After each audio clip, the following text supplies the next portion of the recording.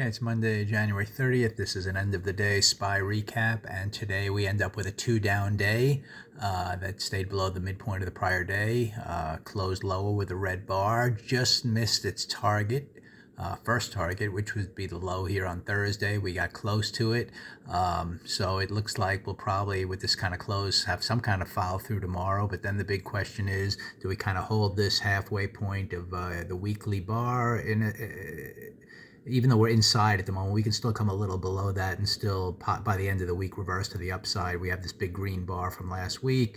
We have targets, in the big picture to the upside until this weekly chart really gives us a reversal. We still have 4 days to go in this week, and unless we get a two-down week, that would be a reversal this week. But if we don't get a two-down week, everything is just inside, and then we can look for we're looking for choppiness, and that can be any kind of reversal back up. And that's kind of what's setting up here. Like I discussed in the pre-open video, there's a lot of earnings coming our way this week, and that's going to create some interesting, I think the FOMC decision is also Wednesday or something. So there's a lot of volatile kind of moments in play here. But for now, we just got a little bit of a pullback today.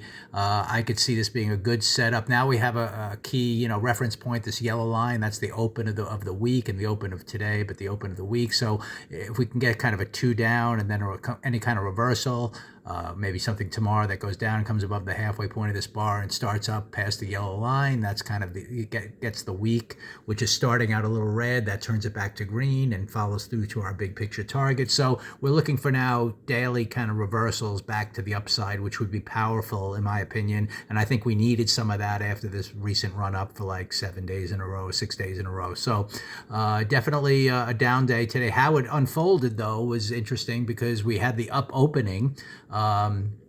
That we knew we were gapping down below the low of yesterday to set up a 2-0 day, but then you have that up opening. And a lot of times the market does that on a gap down. It will come up and then kind of head back in the direction it is intended to go. And that's why when I put out a video early, I showed a buy here early, but I also said, be careful at this halfway point of the prior day. That's where you could get this reversal and is a turn. So if you're going to trade that for, technically according to my the methodology, I don't really trade below the midpoint of a prior day. I'd want to buy only stocks that are holding above the midpoint of the prior day. So in theory, I wouldn't necessarily trade, but let's say you want to be aggressive and buy it, you should have at least scaled out up here to set up kind of a no-risk trade. And I shot a video on that and explained why. But anyway, what happened was price really came down strongly here, and that's where I said likely you're going to take, before I took out the intraday low, I said it will take out the intraday low likely. It did that. It chopped around for a while, and then eventually made a second move down towards that,